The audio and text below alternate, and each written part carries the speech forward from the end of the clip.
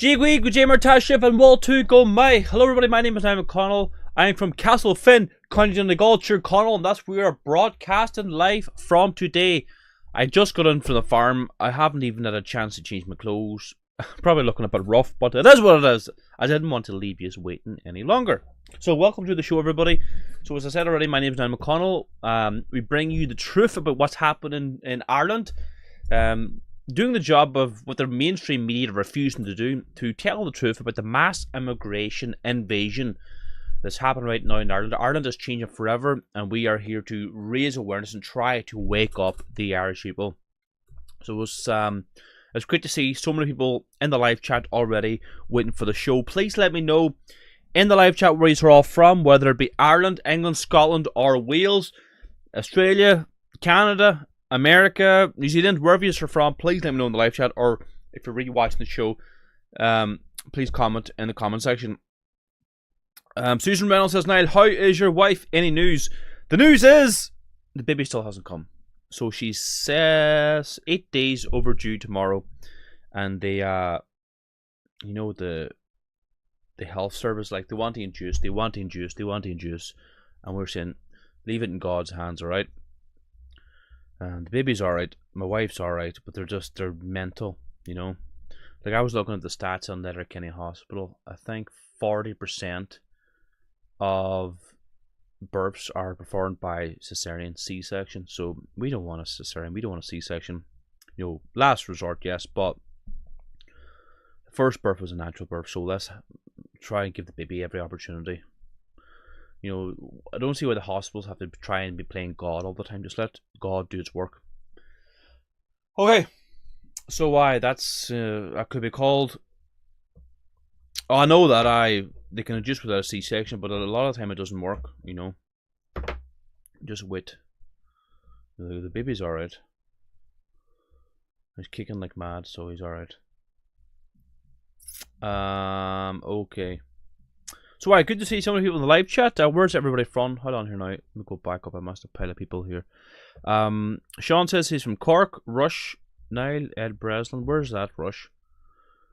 Galway and Dublin says Willie. New Ross says Michael Green. Kilkenny says Sean Mack. Southwest England says Sandwich Bar. Seattle says Lily. All Good Times says Rex. Patrick Nunes says morning from Pattaya, Thailand. What are you doing in Thailand, Patrick? Best wishes to you both, says Michael Green. Lisburn says Maggie. Scotland says Pop. Dublin says Robbie. USA says Tag. Rush County Dublin. Alright, okay. I see. Sorry, I didn't know. Not far from Swords. Canada says Reno. Good man, Reno. Thanks for moderating, and thanks to the other moderators too. Great Yarmouth, Norfolk, UK says Henry. Interside Dublin says Jerry Pierce Patriot. Belfast says Eat Sleep Heal. Dublin 18 Southside says Leary. I have a class, folks, gotta go. Okay, Susan, see you later. World says Stuart. Okay, everybody. Thanks so much for joining us. Make sure, if you're new to the show, please subscribe. If you're not subscribed already, share these streams with all your friends and family. And let's get the message out there. So before we get into tonight's action, we're going to say a large prayer as Gaeliga, so please join me. Nanyam nahar agus avek agus spirit neve, amen. Arn yahar tar now, go ni for Daniel, go dad the red, go yander the holland tala mar yanter now. Ar narn hul tor do new, agus might do nar fekta, mar a white hamage tar vek na fein, ak the election a gahu, ak seer shina ulk, amen. Nanyam nahar agus avek agus spirit neve, amen. Okay, everybody, welcome to tonight's show. Thank you so much for joining me. So we'll have lots to discuss tonight. Tons of tabs open, tons of videos, tons of articles. Let's get into tonight's action. And if you have any questions or any comments, please put them in the live chat, or if you're really watching the show, please comment in the comment section, okay? Okay, so we're going to start off with the big news that came out yesterday. So it seems like the Irish regime have been targeting, journalists, particularly Gript Media, had a big article yesterday, a big story, or was it 2 days ago? What day is it today? No, 2 days ago, sorry. So the Irish regime got a court order to pretty much spy on the Gript Media, the Twitter, Gript's Twitter they were using under the guise of investigating crimes. They want to see private messages, IPs, personal information of people who are involved with Gript, all that type of stuff. And Twitter refused to cooperate, which is good to see. And there was not only Gript, there was a good few people, 10 at least. Probably going to miss some people now. Irish Choirig, Mick O'Keefe, the Women's Council lady, the American woman. There was other people too, who the Irish regime are targeting. It's a massive overreach when the Irish establishment, the Irish government, is now targeting journalists, people who are speaking the truth, people who are criticising the government.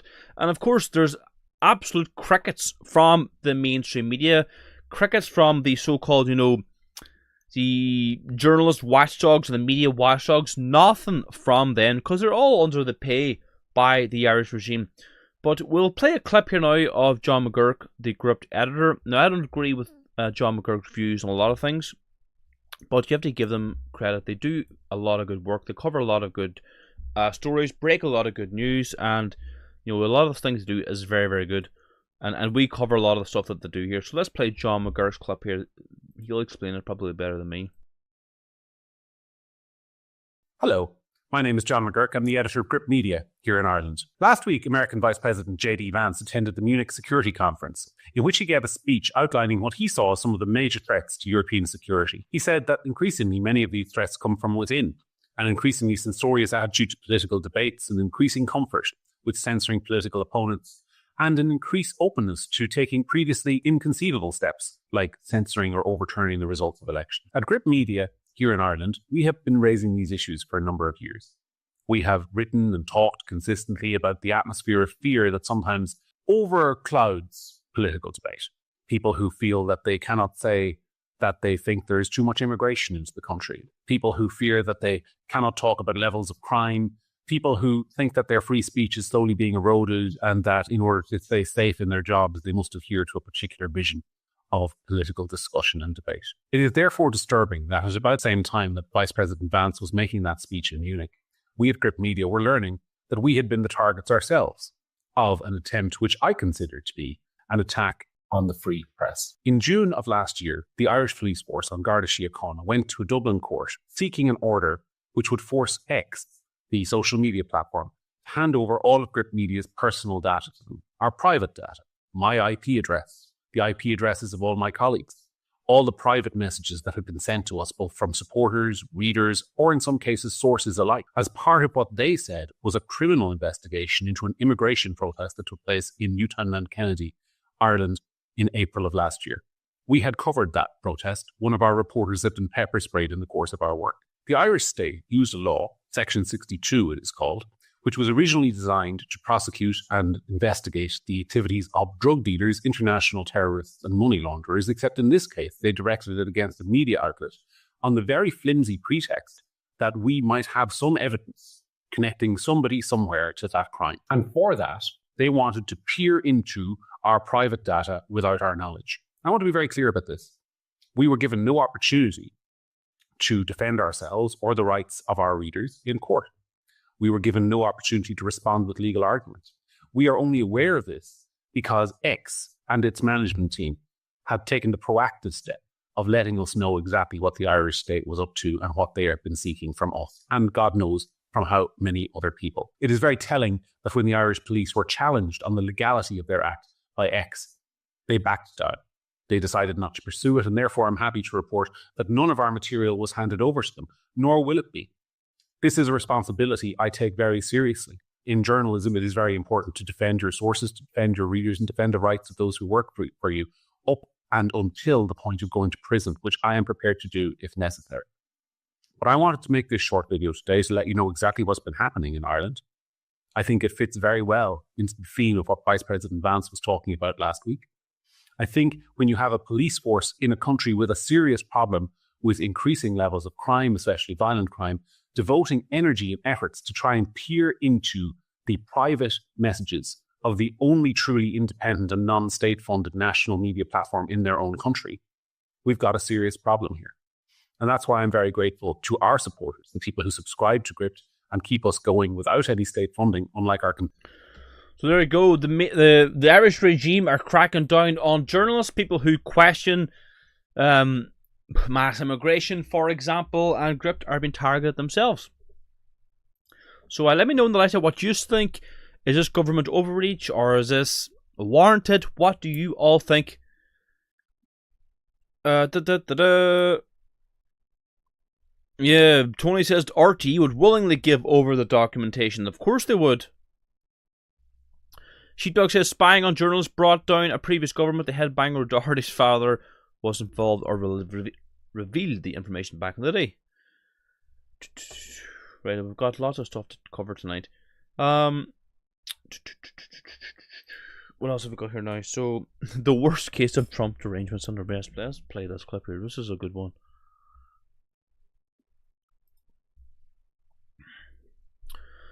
So, the worst case of Trump derangement syndrome I have ever seen was broadcast on Irish TV tonight. Let's have a listen in here. This is something to behold. Donald Trump is a narcissistic sociopath, and in the space of a month, he has sent the United States hurtling towards not just authoritarianism, but dictatorship. I do not use those words lightly. If you look at the array of things, Katie, that has happened in recent times, they were almost unthinkable. We always thought about the United States, whether it swung Republican or Democrat, as a place where pluralism would win out, where there were checks and balances. There are none left. The Republican Party has become a cult. It has mutated from a political party into a cult. And this is a moment of extreme danger for the United States, for Europe, needless to say, for Ukraine. In fact, I would say in European terms, it is the most perilous moment we have had since the 1930s. It's that serious. Well, on behalf of all Irish people, that is an absolute embarrassment. The mainstream media constantly wheel out these far-left political commentators, and this man himself, he supports and thinks George Soros is a great man, thinks he's wonderful. You know, it's the mainstream media are so one-sided. They're so biased towards the left, and like they got this Trump derangement syndrome. And Trump, you know, he's doing his best. I think he loves his country. He loves America. He's doing his best to get checks and balances. He's trying to protect the borders because the same thing has happened in America that's happened in Europe. There's migrants flooding in from the southern border. America has a drug problem too, as does Ireland. And Trump is trying to get America in order. They're trying to put America first, which they should do, and they have every right to do. Hopefully, Trump does a good job in America.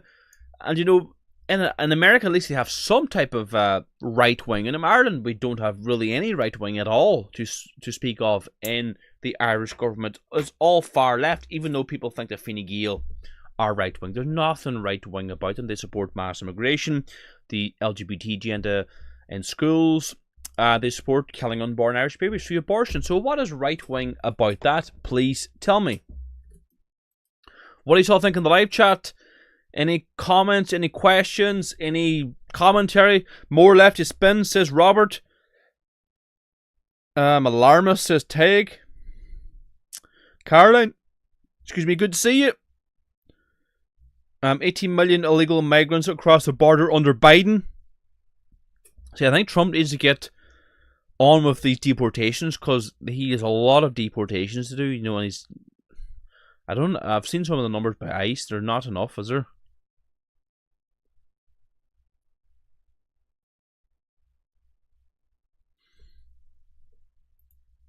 Okay.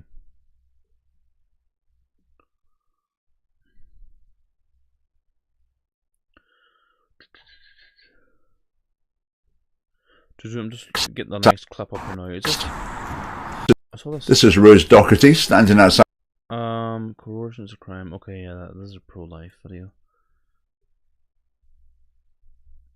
Ed Bragen says, Niall, did you know that there's almost 10 billion barrels of oil off the coast of Ireland and the government won't do anything? There's probably a lot more than that. There's the Ballyroe oil well off the coast of County Cork. And they won't touch it. Yes, that should be tapped into and a massive tax put on it. And we should create a sovereign wealth fund like they do in Norway. And that would be very, very beneficial to the Irish people. But of course, the Irish regime will not do that. Okay, let's play this clip here, right? Old lady arrested in Scotland for standing with a sign near a Scottish hospital. Meanwhile, each week hordes of pro-Palestine protesters are permitted to take over the streets shouting genocidal chants without repercussions.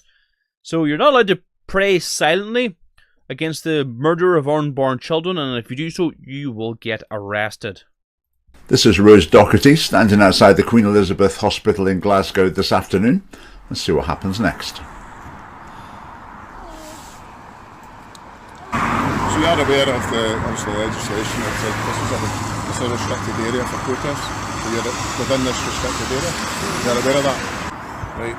Rose, at this moment in time, the time is 1,500 hours. I'm going to charge you. I'm going to charge you, but before I do so, I'm caution you.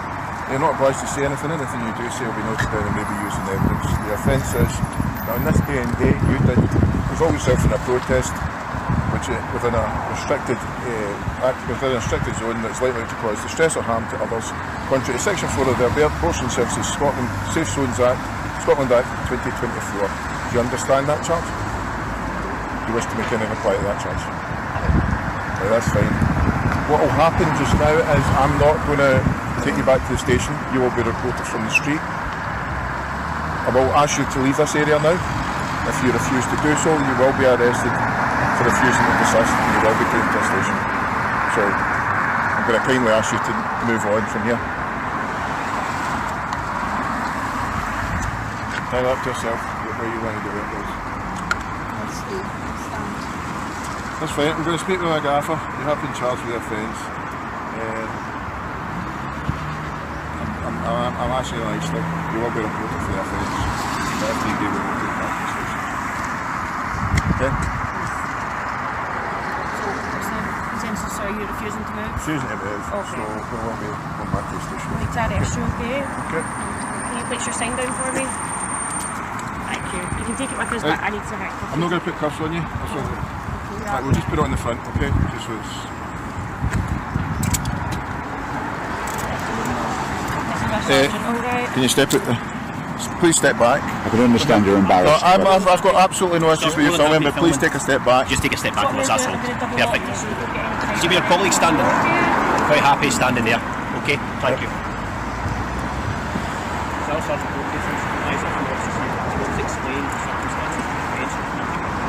Of course, for years we've been fed the narrative of intimidation, harassment, molestation, people preventing people from accessing so-called healthcare. But what we see here is the simple reality of this law in action, preventing exactly what it's supposed to prevent. Now, the target of this law is influence. So this is why the law is so evil. It's trying to prevent influence. It's trying to prevent people who are trying to save lives. People who are trying to save the lives of the unborn. That's what the law is intended to stop. And this law, this buffer zone law, only one member of the Scottish Parliament voted against it. That was John Mason. So Kate Forbes, for example, you voted for this persecution of your fellow Christians. But it's never too late. I mean, you could apologise, you could say that you wish you'd never done that, and I think that would be a really positive step if you were able to do that. Now, some people at the moment seem to think the Reform Party is the answer to all our problems. Where's the Reform Party? On buffer zones, on pro-life issues in general. Well, the word's gone mad. So you're now arresting old women who are praying silently to stop to stop abortion.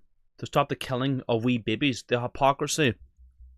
And see, the thing is, they're trying to bring this law into Ireland as well. Make no mistake about it. I've seen it. I've read articles about it. This is what they're trying to pass in Ireland. They're copying the UK. So there will be buffer zones. There will be like a radius around these abortion mills. And if you just silently pray, just stand there and just pray in your head, you can get arrested. Madness. What does everybody think in the live chat of all this madness? Was she carrying a knife? No, she was just carrying a sign.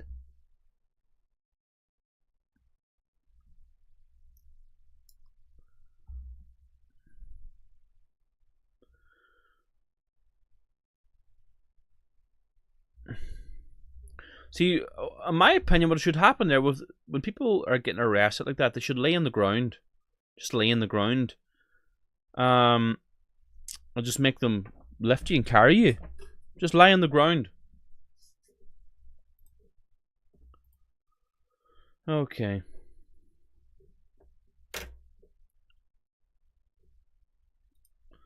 Let's go to the next clip here. Mass immigration is costing Ireland billions. It's only getting worse. I'm about to play a clip now of a social welfare office in Ireland, and all you see is foreign nationals getting their social welfare, their money. Unbelievable. This is modern, liberal, progressive Ireland. While Paddy and Mary are out working, the foreigners are getting their money at the post office. Unbelievable.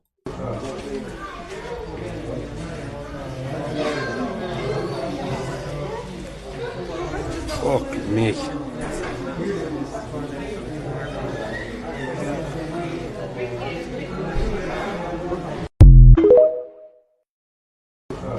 But this is the reality of open borders, mass immigration. The far left and mainstream media will tell you, oh, we need all these migrants to do all the work. You know, well, there's an example of them all on social welfare.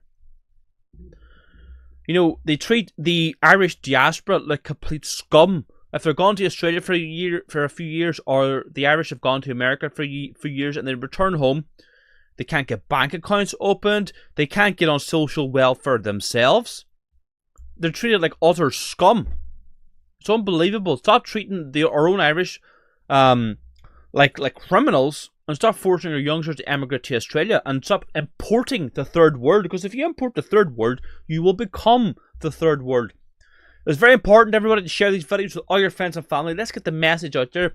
Let's keep raising awareness, because a lot of the Irish diaspora, whether it be in Australia, America, England, don't understand what's actually happening in Ireland. They have this romantic idea. But by sharing this video, you can get the message out there. So please share everywhere on all social media platforms, your WhatsApp groups, Telegram groups, Twitter, Facebook, YouTube. Get it shared everywhere, okay? Thank you. What does everybody think in the live chat? What's your thoughts and opinions? And they can't get in car insurance. Yeah, you're absolutely right. They can't get driver's license. They can't drive with their foreign driving license a lot of time.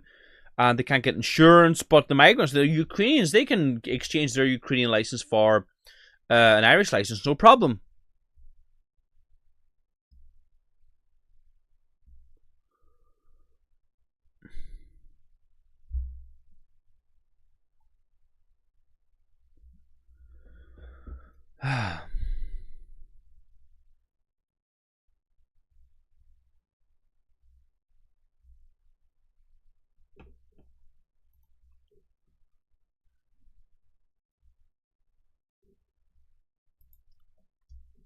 So let's move on here. Got an audio clip here. The idea of a Nigerian person coming to Ireland for asylum is like someone from Clare going to Poland for asylum during the Troubles. Independent councillor Liam Brown talks about the broken iPass system on Tip FM. Let's have a listen here. Good morning to you, Liam. You're on a normal phone line, and yeah. Good to talk to you this morning. Good morning, good morning to listeners. Yeah. As I say, Liam, that is what you've been saying. The iPass system is broken. The ordinary taxpayer being taken for a ride. From your press statement, Liam, I gather you feel vindicated by recent events and statements from government ministers. I do, Fran, because it's not what I've been saying. It's what the government have finally admitted that we've been saying for the last couple of years. And we've been denied, and we've been told we're wrong.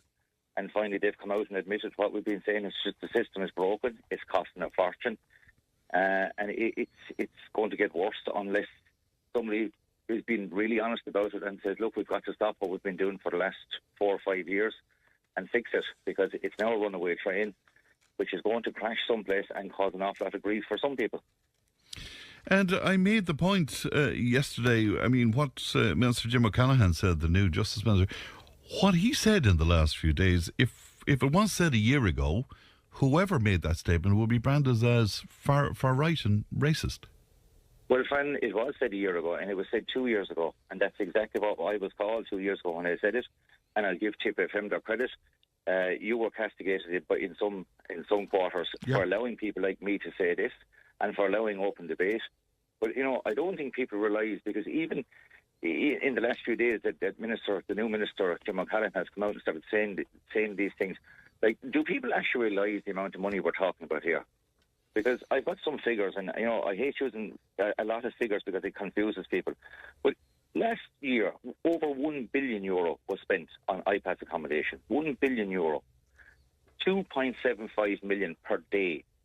Now, that sounds a lot of money, but that's a 54% increase from the year before. In 2023, it was 652 million. You know, and since 2019, which is only 5 years ago, it's gone up from 129 million to over 1 billion, which is a 10 times increase in 5 years for accommodation of IPAs. Nobody knows who's getting the money. It's a small number of, frankly, as far as I'm concerned, unscrupulous contractors getting a lot of money. We don't know who's paying it out to them, and we don't know where it's going to, Fran. But like you said, when people like me said that a couple of years ago, and as we still say it now, some people will still say we're far-right agitators, we're storing racial tension, and we're only saying these things to get elected. When the reality is we've been trying to warn people that this thing is running out of control and it's causing a huge amount of problems. And only now are the government admitting that we were right. And how sustainable is the kind of spending that we've been seeing, Liam? It's unsustainable, Fran. I mean, the reality is if it's doubling year on year, which it seems to have been doing for the last 5 years, you're talking about spending $2 billion next year, $4 billion the year after. One, we don't have the accommodation to put people into with that sort of money. Okay, fair enough. So it's just the utter annihilation of Ireland as we know it. There's no upper limit to diversity. It's complete open borders, mass migration. They will not stop until the Irish are a minority. And when we are a minority, we will be a persecuted minority. Make no mistake about it. And unfortunately, most of the Irish people have their heads buried in the sand. What's everybody saying in the live chat? Please let me know. Someone is making a fortune out of it. Yeah, McEnany. Banty McEnany, yes.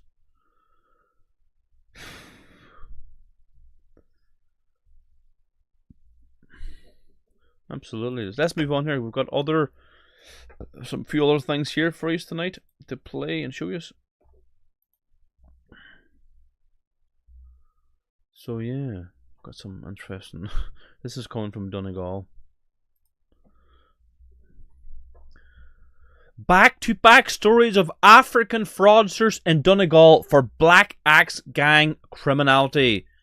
First up, Zanib Adwina Ogoro, who is facing 84 fraud charges. Agoro had 1,350 in her AIB account, knowing that it was being reckless as to whether or not the said property was a proceeds of criminal conduct. Agoro previously lived in Letterkenny, is now a resident of Clongriffin in County Dublin. Next is Opula Apalua Lawal, who pleaded guilty to 2 offences on money laundering to the value of €37,000. €15,360 money credited to an AIB account in her name, while knowing that or being reckless as to whether or not the said property was the proceeds of criminal conduct. Lowell also faces a similar charge relating to €22,358 money credited to a Revolut bank account in her name. Let's go to the comments in this article to see what everyone's saying. They need escorted on a plane back to Nigeria, passports revoked if they have a passport, no ifs, no buts. But this is the thing in Ireland, they will not be deported. Ireland does not have a deportation unit like ICE, like they have in America. This is embarrassing to say, but Ireland asks criminals to self-deport if they do get a deportation order at all. And of course, as you guessed, the majority of deportation orders, criminals do not self-deport, and they're still entitled to all the social welfare. Unbelievable. So now you got the Black Axe gang operating in Donegal, not only Donegal, all over Ireland. So when they say diversity is our strength, this is what they mean. So what do you all think in the live chat?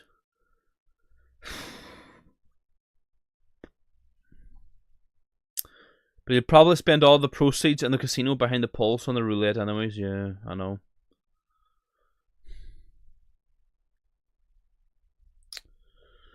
It's hard to watch, isn't it?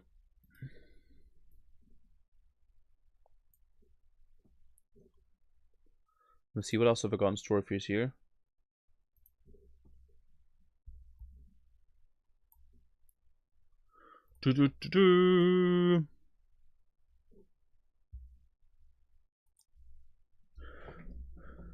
We are trying to get the latest issue of our party newspaper, the Irish Patriot, to print. We have Ireland's only Irish nationalist newspaper in the whole island of Ireland. We're getting closer and closer to hitting our target. We rely on our followers, our listeners, to support our newspaper. We can't do this without you. We rely on your continued support. We are over 5 years in operation now, distributing the newspapers all over Ireland. So if you want to support our newspaper, if you want to support Irish nationalism, play your part by chipping into the newspaper fundraiser down below. Click the newspaper fundraiser link and chip in €10. If you can chip more, even better. Also, you can click the monthly button, set up a monthly donation. We'd really appreciate it. Help us continue our work. Or why not check out our shop in the description as well. You can get your very own beef, pork or lamb boxes delivered to your front door anywhere on the island of Ireland or in mainland UK, England, Scotland and Wales. The highest quality beef, pork and lamb in the whole world. You will not be disappointed. It's dispatched every Wednesday for Thursday delivery. The highest quality meat, you will not be disappointed. It's sent out chilled in frozen gel pack boxes. Really professional job. You'll be really happy. Support local Irish farmers. Support local Irish businesses. Boycott the huge conglomerates like Tesco, Asda, Lidl, Aldi. Boycott them. Support Irish farmers. Support Irish business. Get your butcher box. Link is in the description. Order now. I do deliver to London, and that's another thing. It's not halal. It's the finest Donegal quality produce in the whole world. So if you order now, it'll be sent out Wednesday for delivery Thursday. We pay next day delivery. We pay the most expensive delivery to make sure it's delivered. And if you're ordering from London, it'll be there within 24 hours. We'll send it out Wednesday fresh, but delivered for Thursday. Definitely not halal. And there's Donegal beef, Donegal pork, and Donegal lamb. I mean, the highest quality, grass-fed, and it's big boxes. Like the beef box, there's like 16 kilos of beef. And you get all the cuts too. Like you get the roast, the ribeyes, the steaks, the mince, the flanks, the shin roast, mince, the offal, and you get bone marrow as well. You couldn't beat it. What if you're vegetarian? It's your choice, but I would suggest some sustainable beef. You know, I don't think, as a vegetarian, my personal opinion, I don't think you can get all the nutrients in a vegetarian diet. But if that's what you want to do, you know, by all means, it's better than a vegan diet. But you know, if you're doing it for ethical reasons, being a vegetarian, you know, you kill more animals with crop production than you do like killing a whole cow. You know, what do you value? Do you value rodents like rats and mice and foxes the same as a cow? Because the amount of animals that are killed through crop production is far higher than, you know, rearing sheep and cattle. So if you're a vegetarian, donate to the newspaper funds is Reno. Well, you've said it better than me. Farming going back since. This is Michael. Sorry, Michael, don't understand what you're saying. Yep, and see, I keep forgetting to make that point because it's a good selling point. A lot of the food right you're buying in like Aldi, Lidl, Tesco, Asda, it's halal meat. So you're guaranteed non-halal meat here when you buy from our Irish Butcher Box. Link is in the description. Scroll down below. You'll see there the Irish Butcher Box order delivered to London, Scotland, Wales, Ireland North and South. Next day delivery. You cannot beat it. You support our work, support the Irish farmers too, and Irish business, Irish butchers. Okay. So any questions in the live chat, please let me know. And look, if you're new to the show too, please subscribe if you're not subscribed already. Please share these streams with all your friends and family. And like and comment on all that stuff. If you have any questions, please let me know. Lamb Chops says, Nobby Clark, sounds good to me.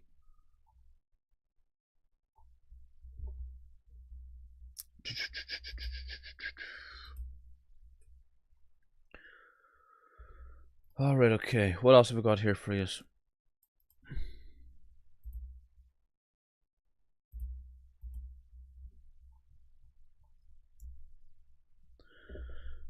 Okay. Look, everybody, that's it for me tonight. It's 9 o'clock here, and I'm tired because of another busy day tomorrow, so I must get my rest, alright? I must get a bite to eat because I haven't eaten in a good while. So, thanks so much for tuning in. Pray for my wife that she delivers safely and doesn't go through too much pain. You just know yourselves. Alright, so thanks so much for tuning in. We'll see you all again soon. God bless you all. Aaron Gobra.